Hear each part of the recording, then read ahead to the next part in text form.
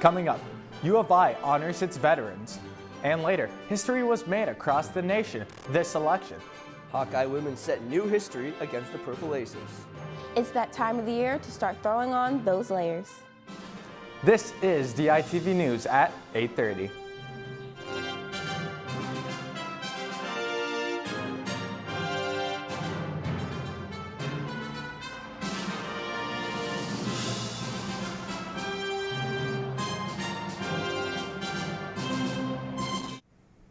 Good morning. We are live on dailyiowan.com and KRUI 89.7 FM. I'm Johnny Valtman. History was made across the United States during the 2022 midterm election. A huge step was taken for the younger generation as Gen Z marked its first member of Congress, Maxwell Frost, after he won Florida's 10th congressional district. Across the United States, women also made their mark on the election. Arkansas and New York added their first female governors ever, and Alabama added their first female senator. Wes Moore became the first black governor of Maryland in history. Connecticut added their first black female Secretary of State, Stephanie Thomas. The LGBTQ community also showed up for this election. Massachusetts added their first lesbian governor in U.S. history, along with Maura Healey being the first female governor of the state. And Becca Balint became Vermont's first congresswoman and openly LGBTQ person in Congress. California also added Robert Garcia to Congress, making him the first LGBTQ immigrant elected to Congress. Iowa's Secretary of State Paul Pate announced that he recounts his office requested were completed after there were issues with reports on election night. The recount found 2,000 uncounted ballots in Warren County and approximately 800 in Des Moines County. Lynn County also incorrectly reported around 600 additional ballots. Lynn County Auditor Joel Miller thanked Pate on Twitter for asking them to double-check the results. He proceeded to explain that votes were accidentally counted twice due to his laptop malfunctioning. Miller then presented an apology to the candidates and voters, adding that this should have never happened and it is completely his fault. Nonetheless, the data was updated by Thursday afternoon and Iowa's election will be certified by December 5th. Today is Veterans Day, where the United States celebrates those who have sacrificed for our nation. DITV News reporter Jackson Calamar has more on how the university honors our veterans. Thursday, November 10th, the University of Iowa hosted its 7th annual Distinguished Hawkeye Veterans Award ceremony. Multiple Army, Navy, Marine, and Air Force veterans were honored at the event. Established in 2015, the Hawkeye Distinguished Veterans Award honors members of the armed forces who have demonstrated exceptional service to the United States, their communities, and the university. Matthew Miller, United States Army National Guard veteran, conducted the ceremony. You know, Iowa has a really rich tradition of supporting the military back to the Civil War and all the way through. So, I mean, the building we're standing in, the Iowa Memorial Union, was built in 1924. It is a dedication to those service members returning from World War I.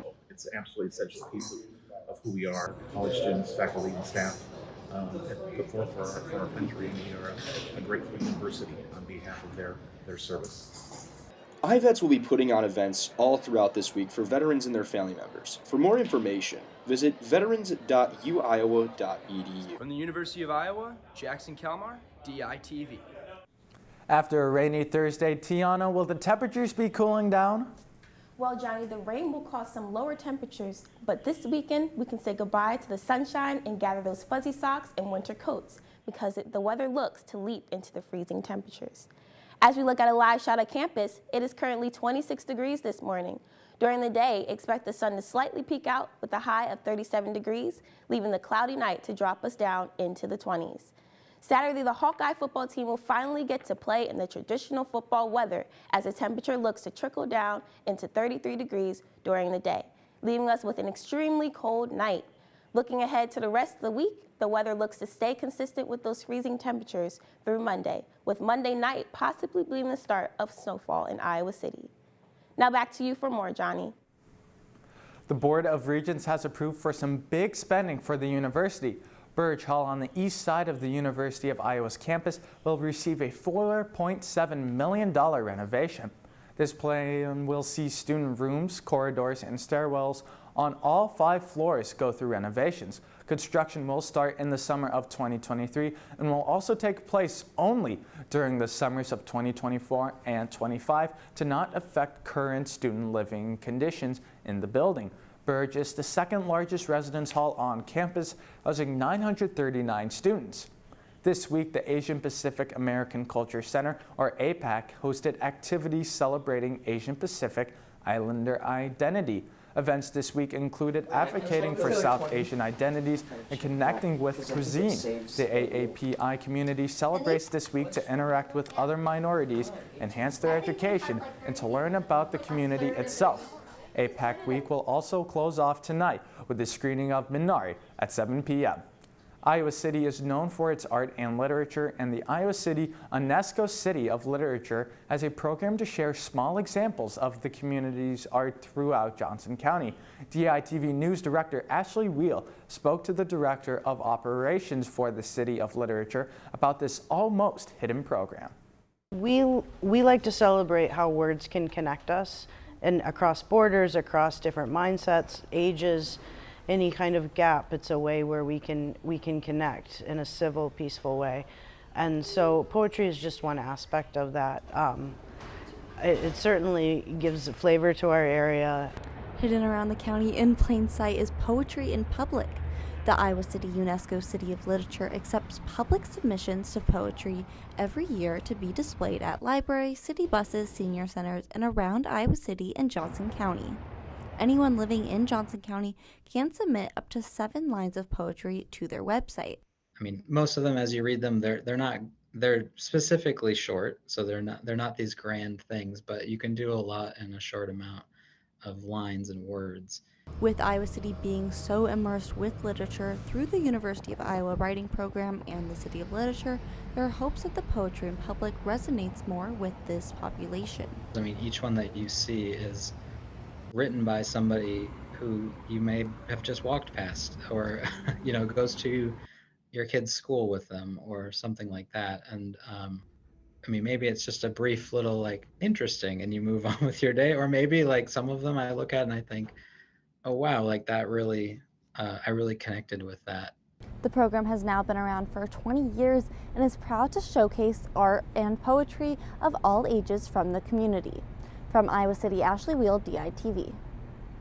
The holiday season is already getting started in New York City. An 82-foot and 50-foot wide Norway spruce tree is making its way to Rockefeller Center and is expected to arrive tomorrow.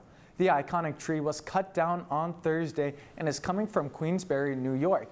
The tree will be decorated in all its holiday spirit, including 50,000 multicolored LED lights and topped with a 3-dimensional star weighing approximately 900 pounds. This bright star is decked out with the 3 million Swarovski crystals. This festive holiday tradition dates back to 1931.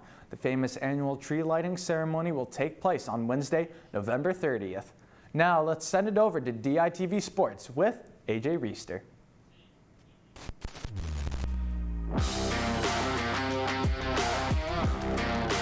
Thanks, Johnny. The Hawkeye women's basketball team took to the court on Thursday in their second game of the season. DITV Sports reporter David Consuelos has more on the game.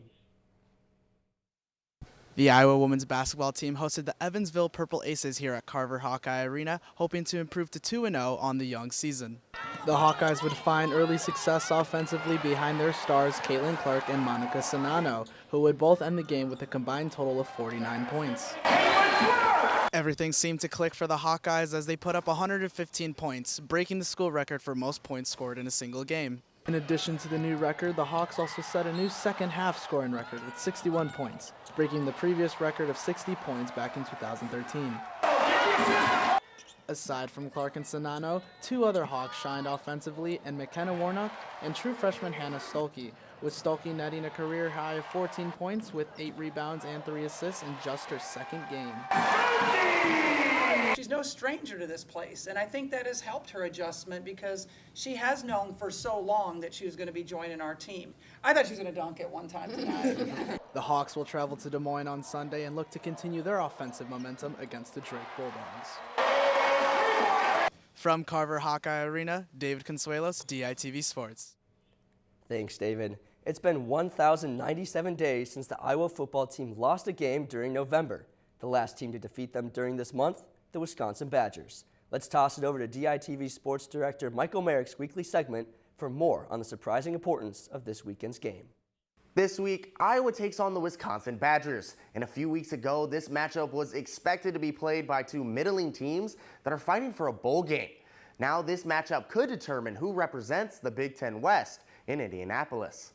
2 weeks ago, both Iowa and Wisconsin were coming off of major losses, and the sky looked like it was falling down. Now, both teams enter tomorrow's game on a 2-game win streak and have all the momentum in the world. I think the last 2 games have by far been the best that they've played. I think they've accepted who they are and how they have to win, and they're playing with a lot of confidence and finding ways to move the football, finding ways to get some points on the board. And this is another step up. It's another challenge, and every week's a challenge, but Wisconsin's been right up there in the top 1, 2, 3 defensively. Both teams sit tied at second in the Big Ten West, and if either can win out, a trip to Indianapolis isn't too far-fetched. But they will need a little help. Illinois currently sits atop the standings and hold a tiebreaker over both the Hawks and the Badgers. But with the Fighting Illini having a tough end-of-season schedule, anything is possible. Thanks, Michael. For more in-depth breakdown for tomorrow's matchup, check out the rest of Before the Kickoff on the Daily Iowan website and YouTube page. Fran McCaffrey and his squad return to Carver Hawkeye Arena tonight to take on North Carolina A&T. The Aggies come into the contest looking impressive. Cam Woods' 22 points in their season opener helped them secure a 39-point win against Edward Waters University. Today is also Iowa's Military Appreciation Game, so numerous veterans in attendance will get to have a heartwarming experience with everyone in the arena. The Hawks will look to put on a show for the Patriots and reach the 2-0 mark. Tip-off will take place at 7 p.m. Senior Jenny Cape capped off her college soccer career this last season. However, the fact she was even on the field was a feat of its own. Plastic anemia, right? Mm-hmm. How you say it? Yeah, aplastic anemia, yeah. Aplastic anemia. So it's a bone marrow failure, and so it's when your own body, it's kind of an autoimmune disorder too, because your own body attacks its bone marrow, and so that causes the bone marrow not to be able to produce enough red blood cells, white blood cells, or platelet, and so you can have a whole multitude of symptoms because of just the lack of blood in your body. It was like the fall of my junior year of high school, and so I was playing soccer like at regional tournaments and stuff like that, and just like would start playing, and my calves would get like super tight after like 5 or 10 minutes. You came here, what happened the second time around? Now you're playing D1 soccer and it hits you again. So the second time I didn't really notice anything until the Big Ten tournament. I was kind of fighting like an ankle sprain, and so I would have my ankle tape before games, but then during the game my feet would kind of go numb, and I was like, well, that's a little weird. And I was also bruising super easily, and that was also like, okay, maybe I just am getting hit and not noticing it.